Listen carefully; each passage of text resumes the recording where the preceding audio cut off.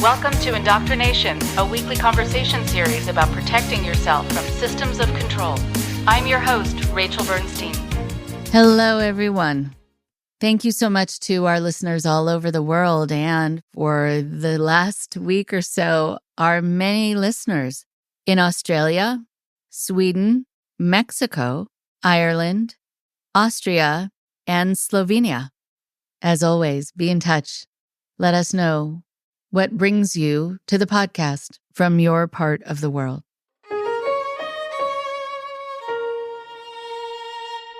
And now, for the guest today, very special woman who has survived quite a lot. Judith Castillo is a passionate and determined PhD student at the University of Houston, where her academic focus is on Latino and Women studies. Her journey into academia is deeply intertwined with her personal experiences as a survivor of the Luz Del Mundo cult, forced into marriage at the tender age of 15 to a member of the cult's leadership. Judith faced unimaginable challenges and coercion. Despite the odds stacked against her, she found the courage to break free from the cult's grip and pursue a path of healing and empowerment. Through her academic pursuits, Judith has transformed her trauma into a source of strength and advocacy, and she is committed to shedding light on the perils of patriarchal religions and the impact they have on women and marginalized communities.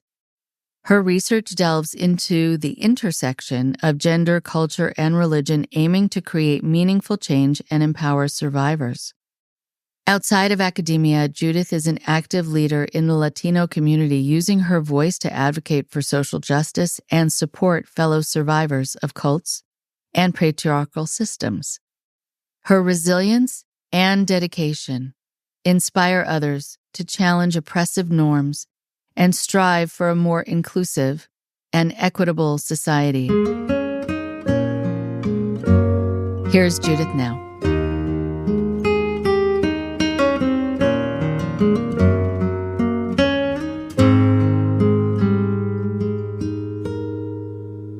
I am so happy to be able to meet with Judy Castillo today and have you really get to hear at least some of her story, because there's so much to it. And there are some surprising twists and turns. There are things that you might not be assuming would go along with a church, with someone who was called the apostle and somehow found a way to get involved in some very shady, dark things. So we're going to cover a lot of ground, but I really want to welcome you and have you spend a few moments introducing yourself. That would be great. Well, my name is Judith Castillo, and I am a survivor of the cult La Luz Del Mundo, and I am pursuing a PhD in Latino studies and as well a certification in women's studies, which I'm going to complete this May, and we're going to have an amazing ceremony for it. And my reason for pursuing this certification is actually my final project leads to patriarchy and religion, because La Luz del Mundo is run by patriarchy, and the way that women are submissive and subjugated in that religion, it's amazing the way from wearing a veil to sitting on separate sides. Women do not have any clergy, power there whatsoever. And that's just within, what is known. And the whereabouts profound. I, at the age of 15, was coerced to marry the previous apostle, which was the father of the apostle. Now this is a family legacy. First it was the grandfather, then it was the son, and then the other son. It's a family legacy. So we're going to go back to the previous apostle. His name was Samuel, and he had a grandson named Asriel Joaquin, who is the second child that he has. And this child of his suffered an accident in Monterrey, Mexico, and he pretty much couldn't have any more kids. So it's his only child that he has. So from that son, right? And I met Aziel Joaquin because my sister, who is the attorney for the church, actually here in Texas, she was the first attorney. Her career was paid by Samuel, and she actually was coerced to help be among the apostle Samuel since she was 14 by they recruit her at the age of 14. And every time Samuel will come to Houston, they will call my sister to help serve.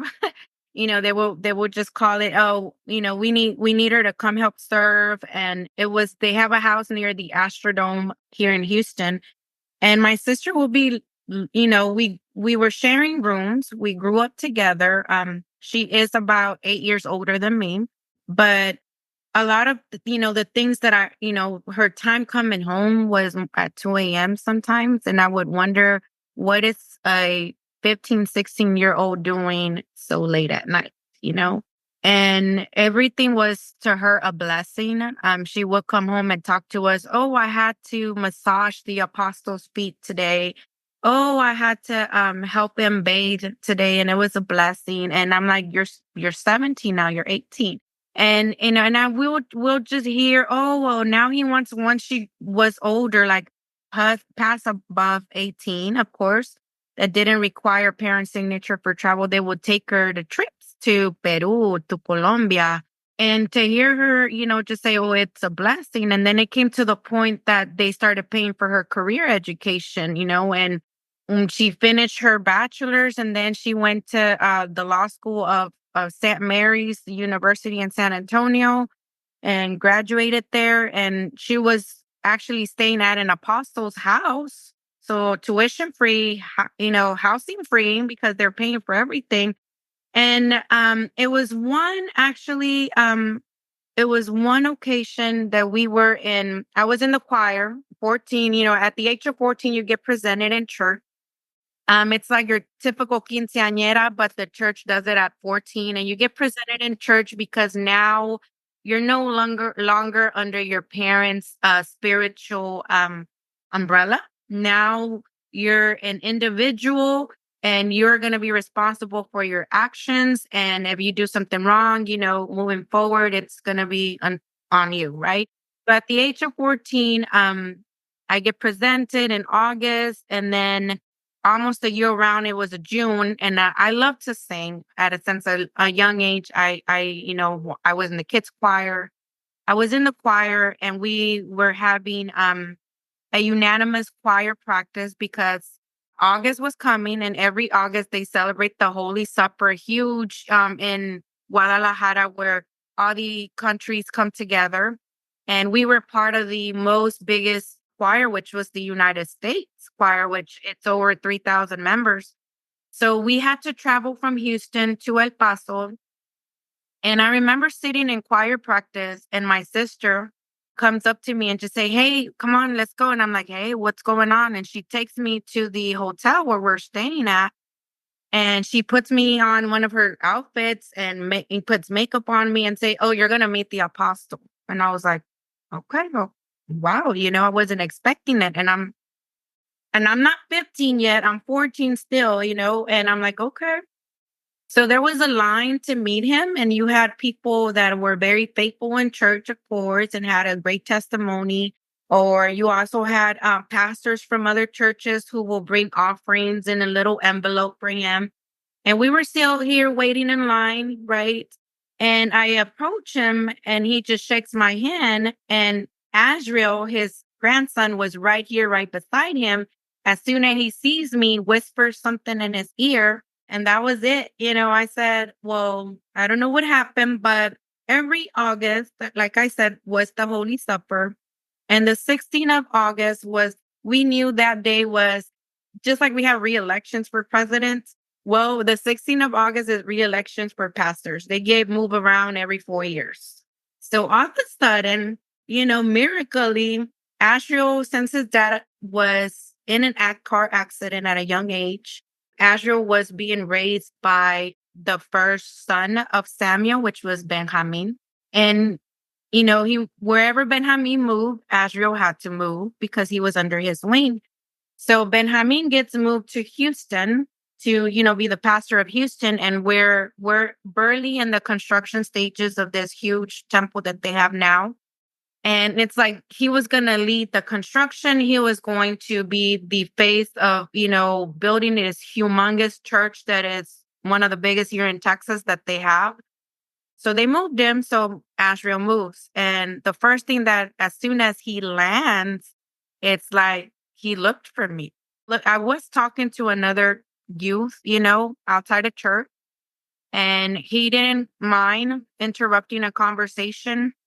And of course, everywhere they walk with bodyguards. They intimidate you. So the other youth that I was talking to, of course, here comes they were called princess and princess, the prince of the church. You got to move away. You got to step away and let him through. They would treat the family as royalty. Till this day, they still do. We'll go more into detail in a bit, but moving forward, just to make it really quick, that happened in August. I turned 15 in August, of course. And in February, I was coerced to skip school. And me being a straight A student, never skipping school. I'm the youngest of my family. I'm very, of course, if I'm pursuing a PhD, you could see that I have a very educational background since at a young age. I like academia. And I was scared to skip school. But then he coerced me to say, well, if you don't come with me this day, then we're no longer going to be dating. And of course, you get into this mentality that the prince of the church is talking to me out of the rest of the girls, and I don't want to lose him. So I did end up skipping school that day. And we drive in a car. He was waiting out. Like my mom would drop me off in the front of the school, and I exited the side of the school, and he was waiting there. Got in the car, and there were a bunch of other teenagers in the car as well from church. He dropped them off first at the movie theater. And then we went to a hotel across from the movie theater. And he said, we got to pick up my cousin who's here. And I said, okay. So we went up the room, and sure enough, his cousin was there with another teenager. Of course, we walked in on them and they were putting on their clothes. And I was just like, okay. He's like, well, can you wait? He's like, can you wait for me here? And I'll be back. I got to go drop them off now at the movies. And to be quickly and honest with you, I was 15. There's so many questions of what could I have done in that moment that he left me alone in that room.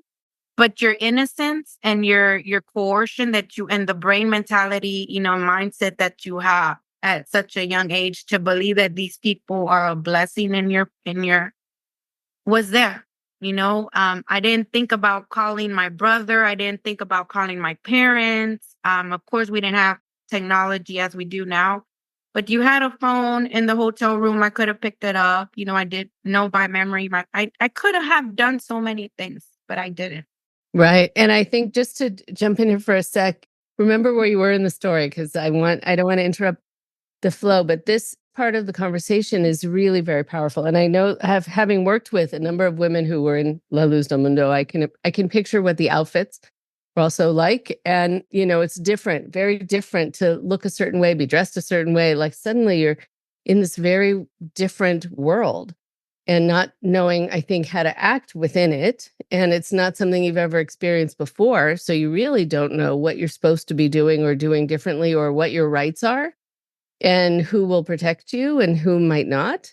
And you don't want to make people angry, people of quote unquote of God, angry or disappointed in you. How would it look for you? How would it look for your family? There's so much there that ties in with, what I know people get asked a lot, which is, why didn't you run? Why didn't you? And why did you stay? I did a whole talk recently to help people answer that question. Why did you stay? Because it really, I feel like that's an accusatory question. Like, why didn't you do this? And instead, it's really shows an understanding if you say, I understand why you didn't do anything. And for all of these reasons, and your head was probably swimming too. But yeah, if you're conditioned that you can't disappoint these people because you're disappointing God, I mean, then that answers the question, period, right? You know, you're not going to do anything on your behalf. Right. And you grew up thinking that they're royalty, and everything that the floor that they step on, becomes blessed if they're there. I mean, so it was a blessing to me. At least I thought about it, out of all these teenagers, he wants to talk to me. And I didn't want to lose him. So I did end up going. I stayed at the hotel. He dropped off his cousin, came back, and he's like, "Are you sleepy? Because I know you woke up early. It was high school. You had to be at school by 7 o'clock, right?" So he's like, "Why don't you go to sleep for a little bit, and I'll wake you up." There were two beds, and I did sleep in one, but as soon as I was falling asleep, he came into my bed and started caressing me, started seducing me. And then he's like, "I really love you. You know that we're going to end up getting married." I can tell you this. I mean, in such a short amount of time, my family even was getting so happy that I was talking to them, that my own family was buying me bride magazines to look at dresses, because they were picturing this Diana, the Queen of England dress. And since he was talking to you, I was talking to a prince from supposedly the royal family. So they will come, and I'm like, I'm only 15. They never thought about my age. They just thought about the name change of Joaquin. And what that really mattered, and the society within the church.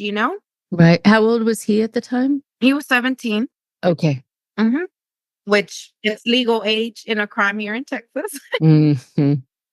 And what happened was, so he said, we're going to end up getting married. And he started caressing me, and he started penetrating me there. And my legs started shaking. I wanted to scream. He covered my mouth. And that was my first time I had ever had relationships with any individual. And it was a traumatizing experience, I can tell you, because even to this point, it hurts just remembering it. And the agony of not being able to scream, and then him finishing and just telling me, "Go wash up, because we got to go pick everybody up from the movies. And I don't want them to, make fun of you or find out what happened between us. So just go wash up." And I could still remember my legs shaking, like as I'm walking up from the bed, covering myself with the sheets. And I remember just sitting in the tub and just hearing the water, and just being a daze. Like I was dazing off. And how am I gonna tell my parents that I lost my virginity this way, first of all? What's going to happen and what's not going to happen? And I was trying to plan, because at that time, I don't know if you recall, but the schools will call home every time you miss. And I said, the school's gonna end up calling my house, and my mom's gonna find out. So we end up going and picking up the rest of the teenagers. Of course, they knew what had happened. And one of them, I remember, puts a backpack from the girlfriend inside his hoodie. And he's like, "This is Judith in 9 months." And they were mocking what had happened to him. Like they were proud, and then patting him on the back. Like if it was something, a trophy, an award, taking someone's virginity was an award to him. He didn't use protection. I didn't even know if I was going to get pregnant or not. Like my worry was my mom's going to find out, because I missed. So on the way to school, there's one thing I said. I said, "Call me immediately to the house as soon as you get home. It takes me about 15-20 minutes to get home. Call me immediately, because if the call does come through, I can answer it on the other line and hang up." So that was our plan. And I remember my moms have these sense that something happened to you. And I remember my mom picking me up from the front of the school.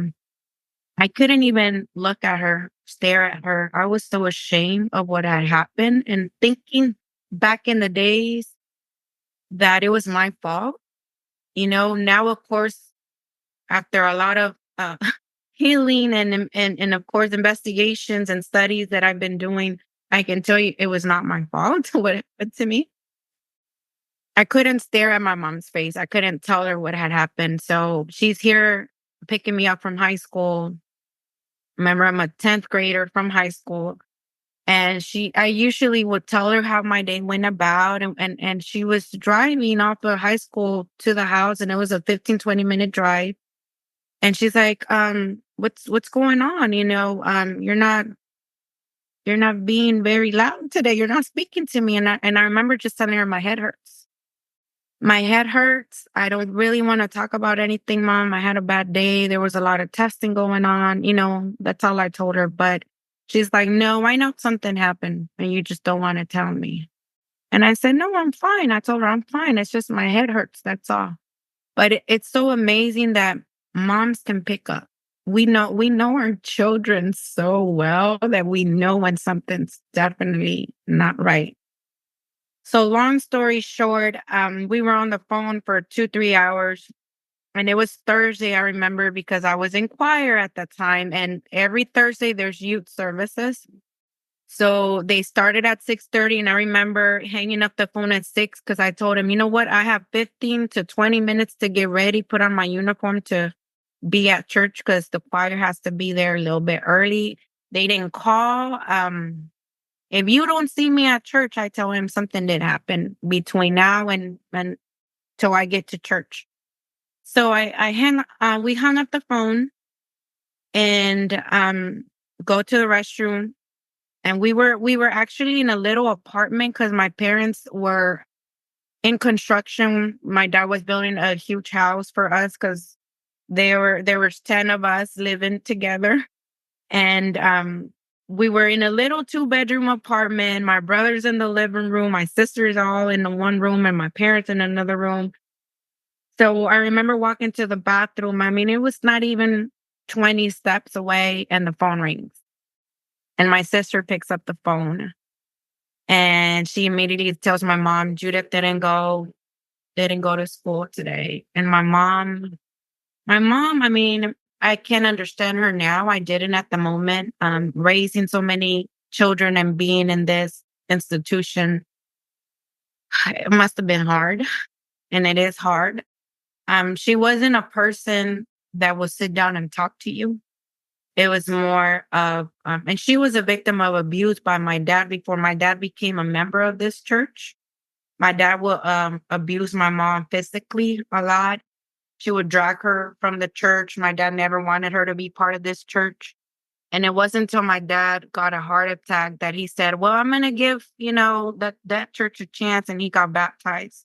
And I was the only child that my mom and my dad presented me both together because my mom was a member of this church and she was 20 something years old. And my dad just didn't accept it. He kept telling her, oh, they're brainwashing you there. But because of this heart attack, my dad decides to give the church a chance. He became baptized. So I was literally the only child that my mom would present at a very, they don't baptize children at that age, neither. They get presented at less than 40 days at church. So I was the only child that both parents walked in the middle of and it's sacred to walk in the middle of the church. Of course, you had to be very spiritual, have a very good reputation, be consistent in your prayers. So I'm telling you this because I was the only child that both parents presented, there was a burden put more on top of expectations of how I should behave in this church and what I should not do and what I should do. And women are just, you can't go hang out with friends that are not within the church. You can't socialize outside of your little cult friend group. And I was very social at school. I mean, I was even nominated homecoming queen at school. Of course, I was mocked by other teenagers because you couldn't do that. That was not allowed, to do anything that was outside of the typical normalities of that what the quote was. I mean, if you wanted to go outside 30 miles of your house, even on vacation, you had to let the pastor know. All your whereabouts, the church controls all your whereabouts, but it's because of the the income, of course. So I didn't go to church that day. He found out. Of course, he didn't see me at church, and he approached my mom, and my mom just slapped him there because moms know something, and everybody looks at her because he is the prince of the church, and you're hitting a royalty. And he's just like, hey, he told my mom nothing happened. We just skipped school and we went to go watch the movie, and that was it, and nothing else happened. My mom didn't believe anything he was saying. But parents use this reverse psychology of to get the truth out of you. So my mom comes home and says, she forbid me from going to church that day. She grounded me, so I was at home. She had already whooped me and hit me so much that my lips were busted. She was very aggressive. And I understand because she went through a lot of abuse. And maybe that was her way of correcting all of us, was by being very aggressive towards us. She would never sit down and talk to us.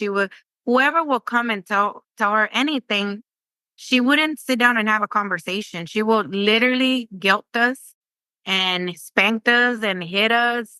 And so many of my friends from school will tell us, well, you need to call Child Protective Services, because there was many times that I will go to school with busted lips, bruises. I mean, she was very, very aggressive towards us, abusive as well. But I'm not sure it's part of her trauma, which it probably is.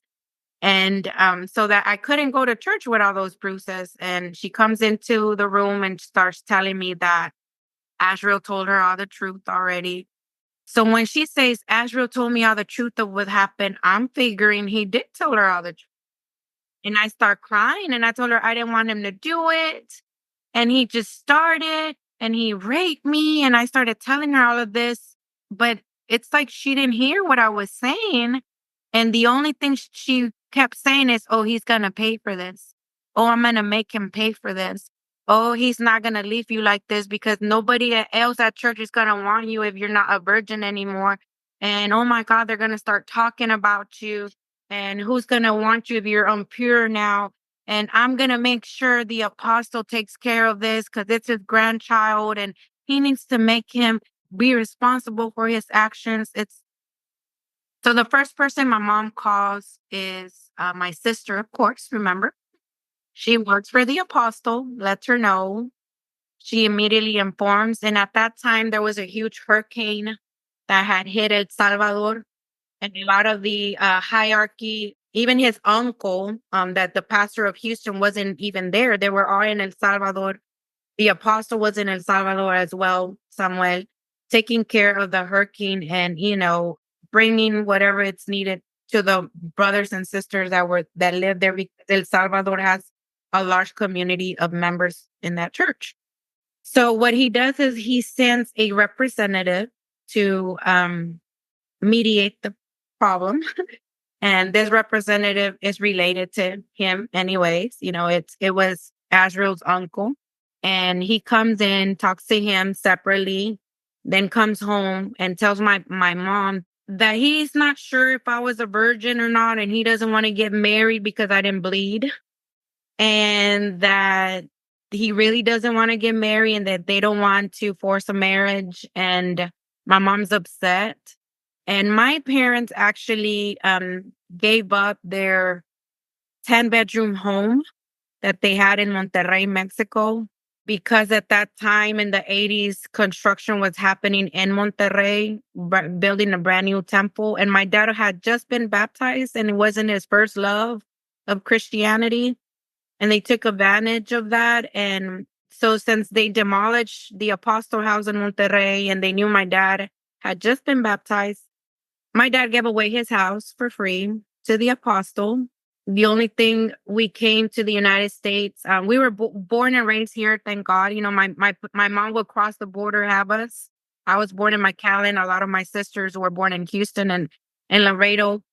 And my mom will cross back to Monterrey. But when this happens, we're left homeless. You were giving the apostle a house, and the only thing that they told my dad was, well, your kids are U.S. citizens. Why don't you continue to raise them in the United States and go to Houston? And they had to come here with nothing, and start fresh all over. What happened was that my mom used that little card of, I gave you a house in Monterrey and we came with nothing. You cannot do this to my daughter. So, of course, that brought leverage to the situation because it was property that we gave up, that my family gave up. My dad built that house since he was young.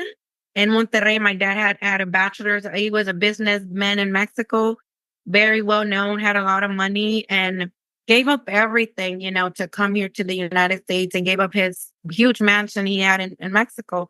And they use that as leverage, and they coerce the grandson now to get married with me. So in less than a week, I was informed that I had to get married. My parents go to the courthouse. His uncle flies back from El Salvador because, remember, he is the guardian of Atrio. And he's 17. He's not 18 yet to get married. So he still had to sign the paper. So his uncle signed his name, on the marriage license, and my parents signed the name in the marriage license, which I provide you a copy of the marriage license so you can have for your record. And he arrived an hour late to the courthouse. You could tell he did not want to get married. He was being forced. My older brother had to call him, and literally, I don't know what my brother told him on the phone, but he was there in 5 minutes. And I can tell you that my mom was so happy that she had gained something, that before the civil court ceremony, she was singing and she was putting on this deep plum dress on me. Of course, I can't wear white because I'm not pure anymore, but it was plum. And then she was putting like this Selena rose on me, hairdo. And she did never felt or turn around to ask, do you want to get married? I was just going to ask that question. Were you even asked? Were you talked to? Did anyone say, are you okay? How are you doing? Is this what you want? None of it. Wow. None of it. Everything was being guided by adults. Oh my goodness. Okay.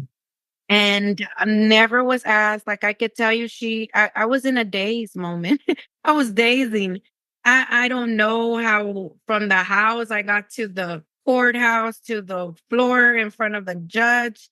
Because I remember the judge asking me several times, and they had to, Judith, because I was in another. You were dissociating. Yeah, right. I was not there in that moment. Right. I was not. Yeah. And I just said yes because they kept asking, hey, do you accept or you not accept? I didn't even hear everything he had, judges say. I was just like, yeah, I do. And, I would think that after the civil marriage, I was going to walk away with my husband because we're married now. No, he went to his house. I go back to my little apartment with my parents, and my mom receives a phone call from my sister, who then tells her, pack 2 bags and she's going to go to Vegas to live. And I was like, Vegas to live?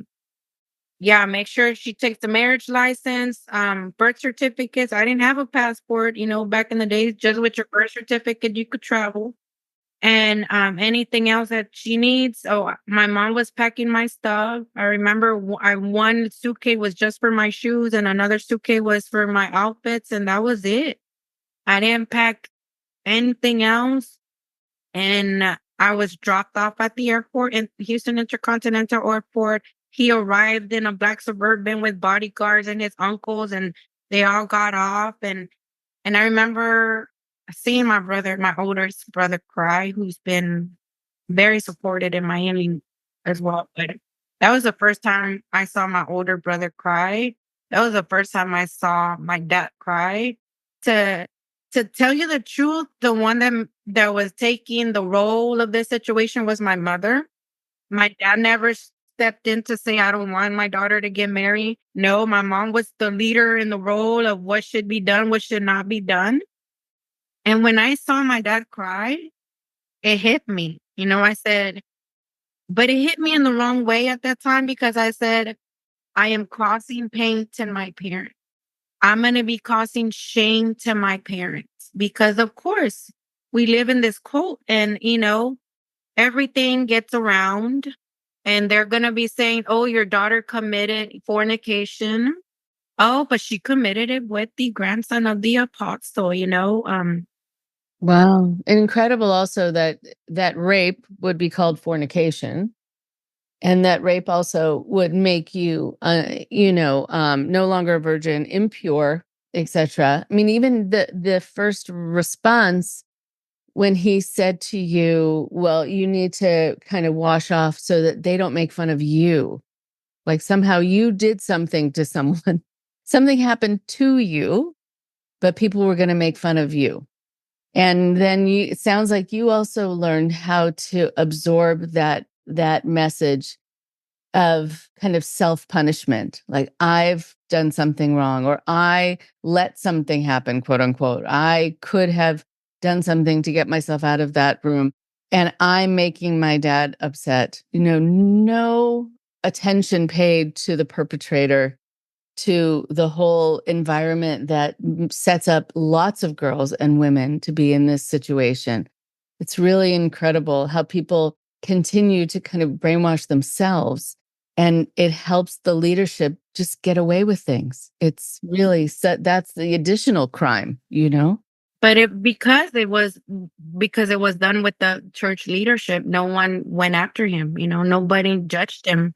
If you ever talk about anybody in that family, it was a sin. They extremely, punish that in church. So I'm here traveling to Las Vegas and at 15-year-old. And we went to Vegas because he had another uncle that lived in Vegas. And they did punish us in a spiritual probation period for like a year, where our parents couldn't talk to us. Other members of the church couldn't help us. He couldn't use the Ama Joaquin to get around. So it was hard on him too, because now grandfather was not going to be sending a monthly allowance to him. So he had to get a job. As soon as we got there, he started working as a dishwasher. My first thing was to continue my education. I started doing homeschooling and also working part-time at a near Wendy's restaurant. But I remember arriving there at that apartment that his uncle took us, and I mean, it didn't have anything. I want you to envision an empty apartment, and there's members of this church bringing 2 grocery bags that have eggs and how to make sandwiches and milk, and that was it. And we had to survive with that till he got his first paycheck, pretty much. And we couldn't ask for help. We couldn't ask for money. Thank God that he said he had sold a lot of jewelry. He had pawned it before he came. And he had, extra cash. That got us through till when he got his first paycheck. And I remember seeing him cry because these are royalty kids. They never worked in their lives. So, waking up, and he had a night shift, dishwashing shift, which he didn't last long. I could tell you he lasted maybe a month, and then he got another job at a army base, as filing, just filing archives, I guess. And that's where I experienced my first racial discrimination because I had to drive them there. I didn't have a license. I was underage. I did learn how to drive, of course, at a young age. And army people pulled me over because you got to show ID once you're entering, state bases. I didn't have anything. They pulled me over. They arrested me, take me into custody into an army base. They start spitting at me, telling me I'm undocumented because I'm not showing up in their database. And I'm like, literally, I'm underage. I'm not showing in your database because I don't have ID. So they had to bring him out of the army base, drive him to the apartment, get my birth certificate to prove that I'm a US citizen. Then they released me. And it was just so much trauma that I was going through at such a young age. And the thing is that he wanted to have a child, keep on the legacy, right? Continue the legacy, continue the legacy. And I can't describe to you how many doctors I saw, how many fertility plans I endure, to the point that you do it this day, you don't do it this day, you put your legs up this day, you put them down. I mean, it was an obsession that he had because he's the only child. His dad had a car accident and never got it. He had to continue the legacy because his dad had a travel agency. And the only way in Mexico, the only way that was going to be given to him is by having a child. And it was just so much going through all these fertility places and going through so much Planned Parenthood things. And it was not happening. And after a year that we were married and we were still in Vegas, the probation period ended. His family starts talking to him. We start getting invited into banquets that only the royal family attends. And that's when it hit me. You know, I was like, whoa, this is not so bad after all, right? So this is maybe why my mom was fighting so much, you know, so I could belong here. At least I thought, you know. And I said, okay, all right. Let me just try to continue. What I didn't know that while being married to him, he was abusing other teenagers as well there in Vegas that have come forward as well. I guess marital problems that we were having. I'm not having I don't want to excuse him because there's no excuse for rape, you know. But, you know, yeah, we were having marital problems because he wanted a child so bad and I couldn't get pregnant. And he went and we had a plan of when to do it, when not to do it. So he will go and rape other teenagers, you know, and I'm not excusing him. No, I'm not. But he was abusing other teenagers in Vegas as well, you know, and he has court cases and there are charges in Vegas. Victims have come forward about him as well. I didn't know about it. I didn't know about it till much older, you know. I did hear at that time, I did hear that they had caught him kissing in the back of the church with another teenager. We did approach his uncle, who was the pastor, but of course it's his, you know, it's his nephew. And the only thing that they would tell me is like, well, you haven't been married that long. You can go back home if you want, or you can forgive him and just continue being with him and continue with the blessings of being on Joaquin will give you. So they will put it out there like, give his adultery and keep continuing the blessings of, you know, having that last name. And I was 16 at that time now. So I was like, well, I don't want to lose this because we're just gaining into this whole blessings of being, you know, a Joaquin. And I can tell you, I walked to houses that I've never seen before with basketball courts, personal gyms, theaters, and everything that I saw at that time was told by him, do not tell anybody you're seeing this. You can't even tell your mom. You're part of this because you're part of the family now. So you get to enjoy it now, but you can't tell anybody how we live. Nobody. So yes, I started, you know, enjoying the luxury of having bodyguards now. We had bodyguards. Can you imagine a 16-year-old with a Louis Vuitton bag, Versace makeup, in through Las Vegas Strip with bodyguards behind her? I mean, I thought I had made it at that time. You know, you're like, well, this is what life is all about. This is what my mom was fighting for, you know, for me to be in a good place. So I said, okay. Long story short, it came to our third year of marriage, and I still could not give birth after so many fertility plans.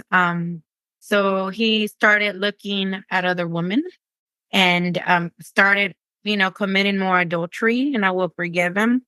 But it came to the point of, do I really want to still continue being with Judith or not? We graduated together from high school because I influenced him to come back to school and pursue an education. And he only needed like 3-4 credits to graduate high school. So we both graduated together from high school. we enrolled in college together. It was a community college, but we enrolled in community college together. So it was brought to me by shock when we started hanging out in a December with a couple from church, and we will go to, double dates. We will go eat dinner. We will go and see a car show. We will go shopping, and we were just hanging so much with them. And I thought, well, it's good. We're finally finding, who to mingle with. But then one time, the wife of this other gentleman approaches me and says, well, your husband told me to come pick you up because, February is coming and it's the apostle's birthday. And you guys have to, have a nice outfit that day. So I'm going to take you shopping. And instead of taking me shopping, she takes me to her house saying that she forgot something and her husband's there. And she's like, hey, my husband wants to tell you something. And she leaves me alone in the bedroom with him. And the husband is telling me that he fell in love with me, that his wife is okay with it, because I belong to that royal family, that she's okay with it. And, if he's unfaithful with me, the wife was going to be okay with it. And she walks in the room and says, yeah, we're going through marital problems. And instead of cheating with someone I don't know, I'd rather him cheat with you. And I said to myself at that time, 17, this is crazy. Like, which wife is going to be okay with your husband cheating and know who you're cheating with? So I immediately walked out, told her to take me back home. I'm on the phone. I'm calling, my husband, Ariel, and I'm like, hey, this and this happened. And he's just like, he wasn't even shocked. That's the thing. He was like, oh, maybe you took it wrong.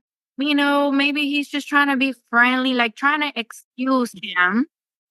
But the coercion of keeping to be friends with them was there from December to February.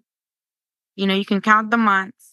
They planned a whole strategic plan that I was aware of years later, because this individual confessed it to me and confessed it to other clergy members, that Azrael had hired him, paid him $3,000 that was given to us by his grandfather and also by grants of college that, we had won. And it was deposited in our bank account. He cleared our bank accounts that gave him, this individual, all the money to seduce me so I can commit adultery in church. And of course, if you commit adultery in church, that's the only escape of marriage. So, I'm young, I'm beautiful, we're going through marital problems, I'm in a schedule of when to have sexual relationships. Of course, there were needs, and this young man comes up to me and starts whispering in the ear and telling me nice stuff. And the wife was okay with it. So I'm like, okay, well, let's just do it, And I did give in. And I can tell you, till this day, that was my first sexual relationship that I really enjoyed because I was really given in and I wanted to do it. And before I was abused and was put in fertility plans, and I was just doing it just to do it. But that was my first sexual relationship that I really enjoyed and probably had an orgasm, really, to be honest with you. And to think that Azrael was behind all of this, months later, years later, and I can tell you months later that I found out was shocking. But everything adds up because as soon as we do it, the wife's on the phone, in the car. The wife was in the car in the parking lot waiting for me to do it with the guy. And moving forward, what happened, it's history, but I get shame in church for committing adultery. He is given his freedom to get remarried. I am put in a spiritual probational indefinite. I cannot pass to sing. I cannot ask for prayer. I can't do anything that has to do spiritually, but I can help in the materialistic way in church. So my way of pursuing a higher ed degree was because of that, because of those limits. Oh, I can't sing. I can't do this. Well, let me pursue a higher degree because I can help. I was seeing how my sister as an attorney was helping church by getting pastors' visas and, helping. I said, well, maybe if I can pursue a higher education, I can help church that way. And I can be welcomed back into the cult circle. So I started with community college and I wanted to go back into the church. I started being shamed in church. They started calling me dog, perra in Spanish, by members of the church and clergy, to the point that I almost commit suicide because of the bullying that was happening to me at the age of 18. When the clergy sees that I'm very vulnerable and living by myself, because once I commit adultery, once again, my parents are told not to help me or my family not to support me. I'm no longer a Joaquin, of course. I'm no longer anything. I don't have any statue or any, in the community.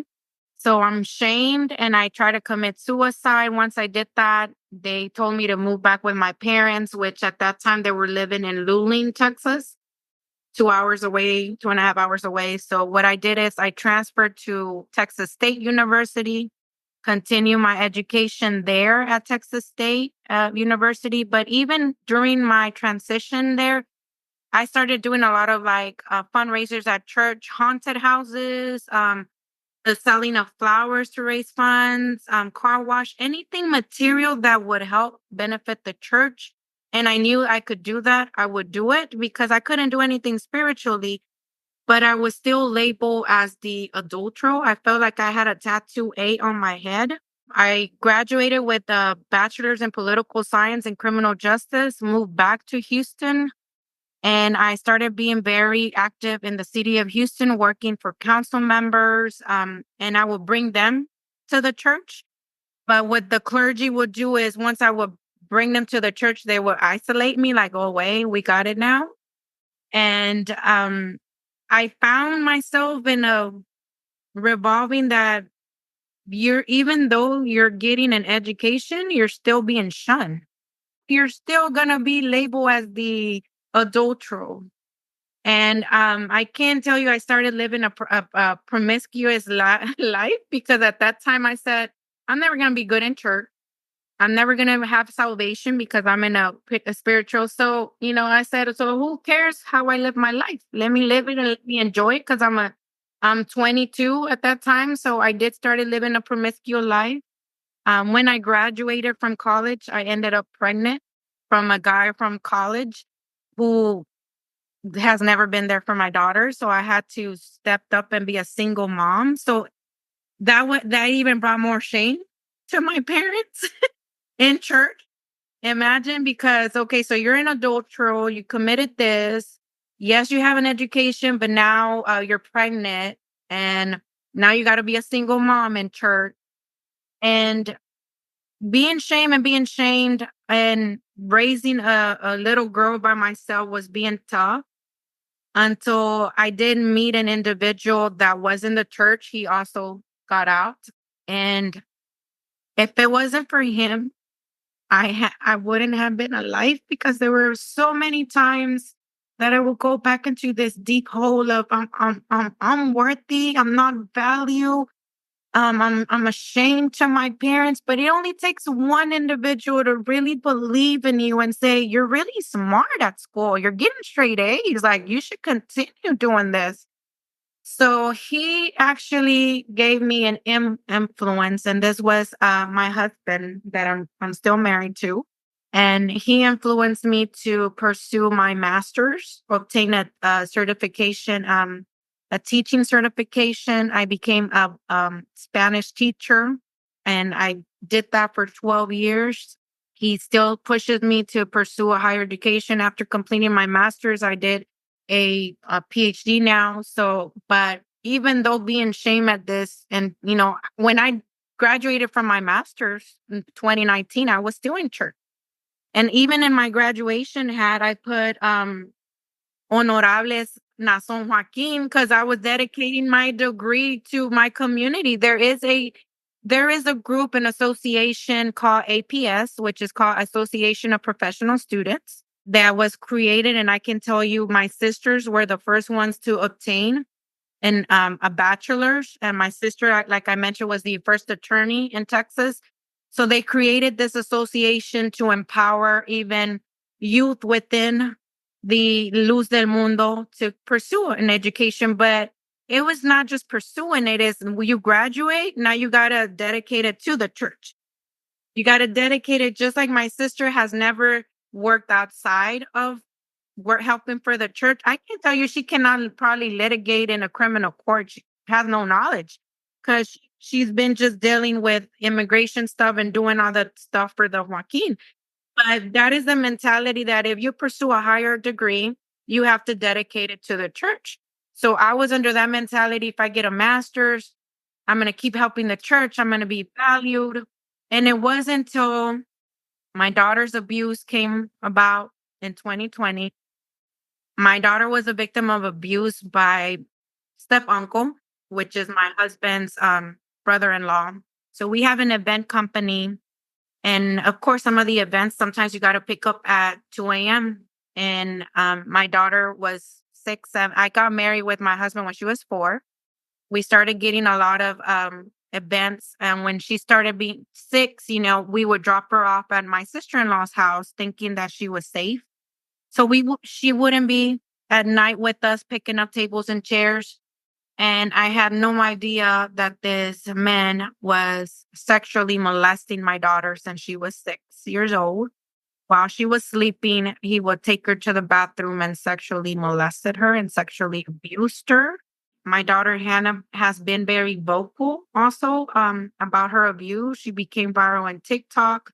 She's been empowering other children that are coming from this cult to speak out. And because of her speaking out, other kids have spoke out about their abuse as well of members of the church. But if Hannah had not spoken out, I can tell you I will probably still been in that church. But I said to myself, and I said this to the interview when it came out.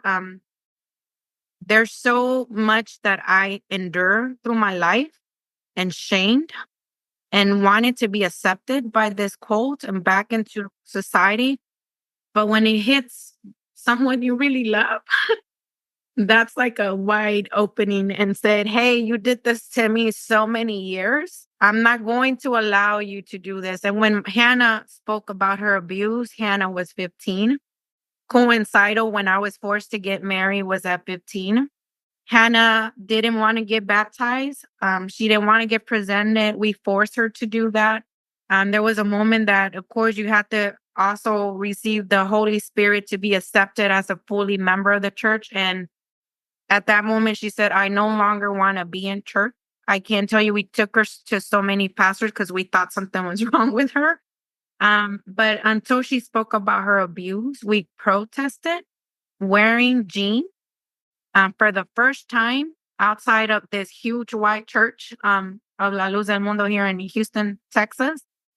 We had Xochitl and other cult survivors of La Luz del Mundo come and joined us. There was about a rally of 40 and also as well activists that we rally in front La Luz del Mundo Church last April of last year. And we've been very vocal about it. And if it wasn't for my daughter being these Gen Zs are something else. These Gen Zs, we got to empower them because they have voice, they have ideas. They're teaching adults how to advocate. Sometimes we tend to say technology, it's bad, but I can tell you maybe TikTok did help a lot because, with technology advances and seeing probably other teenagers advocating, Hannah was never able to speak about her abuse. We've been talking to therapists. We've been talking to many people, and she just sits there. We had the child support district attorney sends me monthly letters that she needs to write her statement, how she feels, and she just draws a sad face. But when we protested in front of that church, Hannah grabbed the microphone, and her little hands are shaking. And she tells brothers and sisters of this church, I want you to know that this church is not safe. I'm a victim of an abuse. Please protect your children. This church is not safe. Can you believe a 15-year-old that has been keeping since 6-year-old, she was being abused, That's more than 7, 8 years of keeping quiet her abuse and coming out and being very vocal. Oh, you must have been so proud of her and still are, I'm sure, in so many ways. I'm so glad that she has a voice, that she had that bravery. I think being surrounded by supportive crowd, by knowing you're not the only one. I mean, there was so much probably about that moment, knowing she was going to have your support in it too, in a way that you didn't have. It's so powerful. I know we're about done with our time and there's so much more to talk about. I'm going to talk more about, after we finish our conversation, in my outro, I'll definitely be talking more about people's women and their bodies and how they're just used over and over within the church, and then the women are shamed. So that story will continue to be told, even though we've run out of time to continue telling your story. But I really want people to hear this other piece before we finish. Even I know you'll have to make it short, unfortunately, and I hope you're able to come back on and we can talk more. But the fact that this church still exists and it's still making money, and Nason Nasa, however people pronounce his name, is in jail. It should be for longer, but still, he's in jail. It's still happening. It's still going on. And that makes it very important, all the more so, for people to know who their friends are, what we call their bedfellows, like who they've connected with in the world, because who your friends are says a lot about you. And so they have connected with some shady, shady people. And that also means they have protexia, as they say in, Italian. Tell us a little bit about that. What has been uncovered in their connection and who they're paying off? They do work with a lot of cartels, Colombia cartels. They do work with the Jalisco cartel, Nueva Generación. I can tell you, I did belong to that family. I did see drugs. I did see stashes of money, but I was silenced. I couldn't say anything.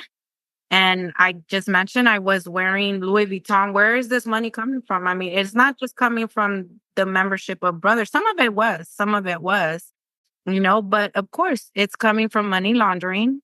They build fake institutions where they money, and it has just, I was in it. I was married in 2001, and the FBI had just discovered this in 2024. I mean, look how long it took for them to finally say they have a connection with the cartels. Yes, they do have a connection, and that's how they have protection. I cannot go to Mexico at this point because the clergy helped my daughter's abuser escape to Mexico. We have I filed a case. There's a warrant for his Hannah's abuser here in Harris County, and I filed another claim in Acapulco, Mexico. We were to travel to Acapulco, Mexico recently in October. Cartels got a hold of the case, started harassing my attorney that if I go, they were going to kidnap me, they were going to kidnap Hannah, and to pay them $3,000. I mean, why would I've traveled to Acapulco so many times. Why would it happen now? Because they know that we're being very vocal. One of my qualifying papers for my women's studies, it's actually over patriarchy, religions, patriarchy. And it's just unveiling the different violence that women face, not just in La Luz del Mundo, but Muslim, Catholic churches, and just the way that women are violence and shame in these patriarchal systematic systems, because that's how the Bible has been teaching it, but it's not just how they've been teaching it. There's so many theorists out there, and that if we were to talk more and more, we can talk about it, but there's so many religious theories and feminist theories that have empowered women over religion. And yes, religion it's very powerful. Our government at first was built with that. And I can tell you, our own government is still patriarchy, We haven't seen a woman president. My empowerment of education and women's studies is to empower. And I do a lot of podcasts in these ex-LDM groups. I do a lot of, we just have Women's Day, International Women's Day, March 8th. So I gave a lot of information of the history of Women's Day, and also the women's suffrage in patriarchal religions. I'm doing a lot of research on it. I'm doing a whole investigation over it. So I'm very fortunate that although other people tend to do other healing, smoking, drinking, whatever, my trauma healing has been education. And I'm happy that I can empower other people of what I'm learning. So I cannot express how many cult survivors have sent me DMs on that thanks to me speaking out, thanks to Hannah speaking out, they didn't commit suicide. They, just so many people that we have helped by us speaking out. And am I a target? Yes, I am a target. Yes, they've sent DMs to my other employers that I had. I've been very vocal. They've done over 10, 20 channels over me. I had to put social harassment charges with the Harris County with them, bring down their channels. I mean, even though you're being attacked, we still got power as women. There's still avenues that we can pursue to so they can pay for their justice and for bullying us. But I appreciate your moment that you're giving me to speak out and to advocate for women's violence in religion. It's a continuing pattern. Why is there so many? It's you got to reprogram you. I was born and raised in this church. Your mindset is set one way only. The Barbie movie just hits when they're reprogramming. Yes, we all need to be reprogrammed, especially when we're in a cult. We're just programmed to that. Yes, right. And, the whole idea of also being suicidal, so many people who are involved in cults or who are just leaving cults and haven't yet connected with others, and they don't yet trust themselves in the world. They don't trust the world. They still have integrated this message that they've done something wrong. They've caused the problem. They let something happen to them and they've brought shame. Everything's still always directed at the self. But people sometimes try to commit suicide or commit suicide when they feel there's no way out.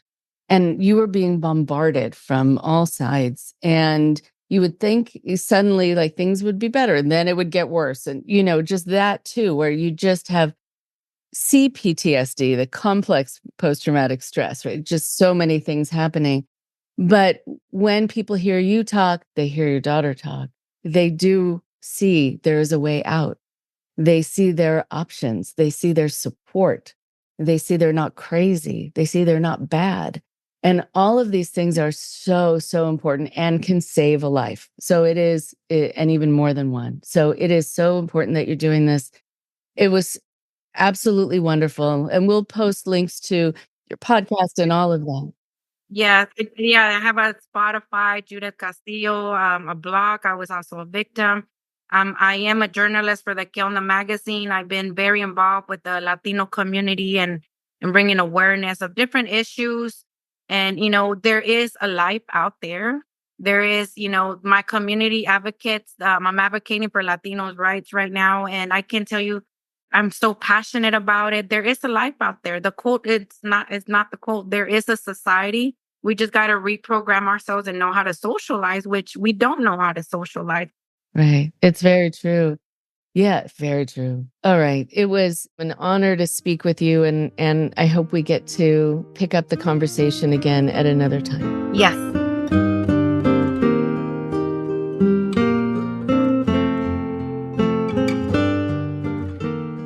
One more thing before you go.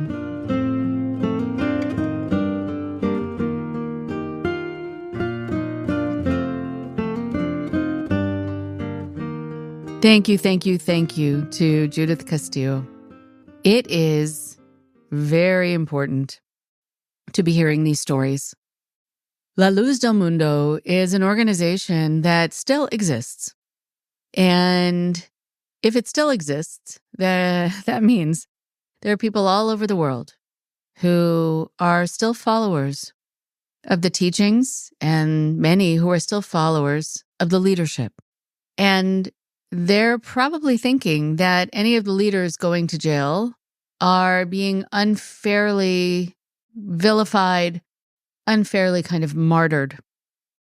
I have rarely heard people from this group say that they realize why the leader and leaders ever needed to be arrested because they knew what they did and they thought what they did was unconscionable and the organization will be better without them. Instead, I hear, how dare people bring down our Savior, people of God. So while that is still the going thinking, nothing's going to change. It is incredible to hear Judy speak about how much she was bullied.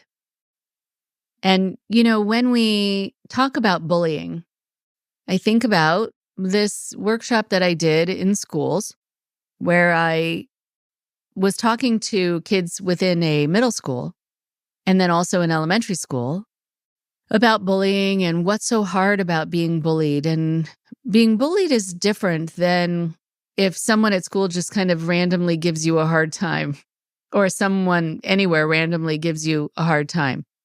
Being bullied means you're targeted. It means that someone has it out for you. Truth is, it usually has very little to do with you personally.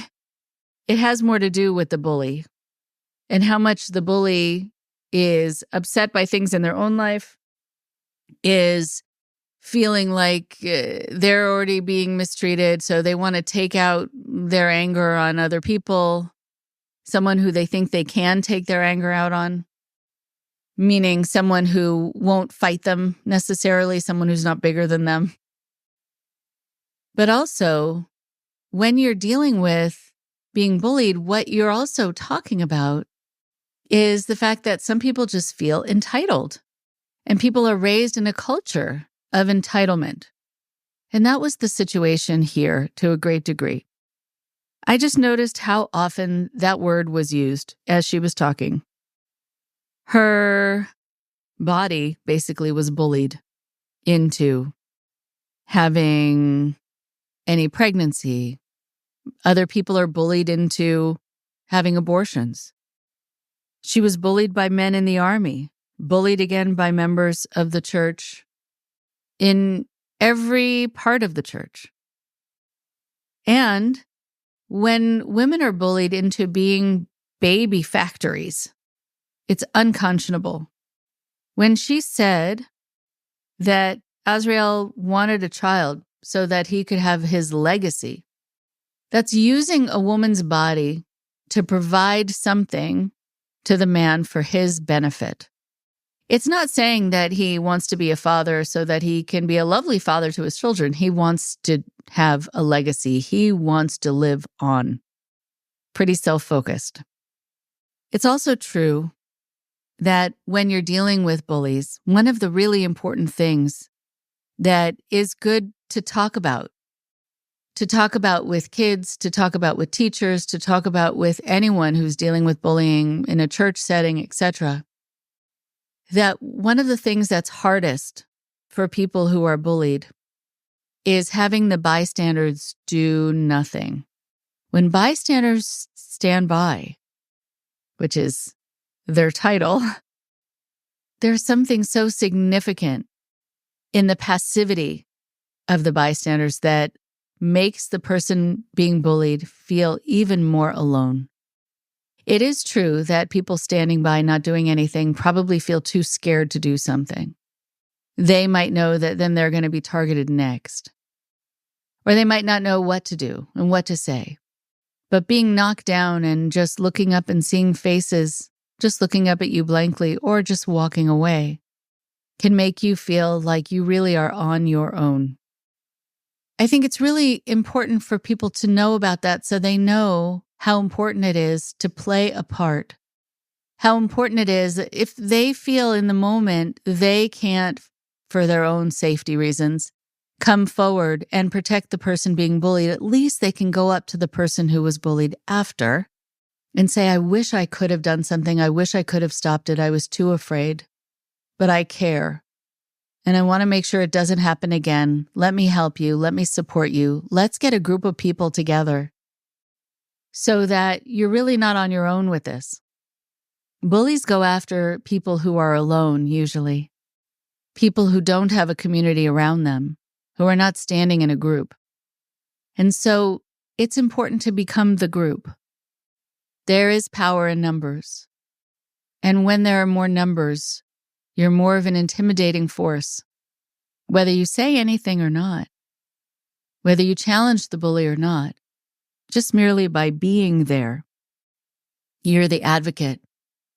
You're the protector. I want to also say that so often, when people are in these situations, they're the ones, even if they're the victims, they're the ones who are left often feeling guilt, feeling remorse, feeling responsible, because that's in line with their conscience. And so it doesn't surprise me, even after people say that they have been abused in unconscionable ways, that they leave feeling like they could have done something different, or they did something wrong, or they abandoned someone there. They just rack their brain with all these ways to, I think, do self-flagellation, to really give themselves a hard time.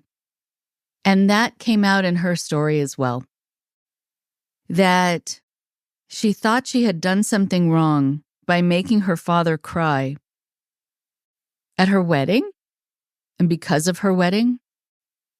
But she made her father cry already. That's an interesting phrase. I don't know if she made him cry. He was crying. But the reason was, it was when she was made to marry someone who she didn't want to marry, and she was forced to move. Both of those things she didn't have any control over, but what she's left is feeling responsible for her father's tears. No one is responsible there for her father's tears except for the people who made her marry and who made her move. But as we've talked about here in the past, they're not the ones who are going to be feeling sorry about it. So then it defers to the person with the conscience who then feels bad. I wish I could take that sense of responsibility away from her. And all the other people who are left thinking that they participated in hurting and harming those they love when they didn't have a choice about what they were being made to do to begin with. I'll talk to you next week. Thank you very much for listening. Please support IndoctriNation on Patreon at patreon.com/indoctrination. Be sure to give us a follow on our social media. Find us on Facebook and Instagram using @IndoctriNation Podcast. And for Twitter, find us at @_indoctrination. We love hearing from you too. So send us an email at indoctrinationshow@gmail.com. And for more updates on the show, visit our website at www.podpage.com/indoctrination.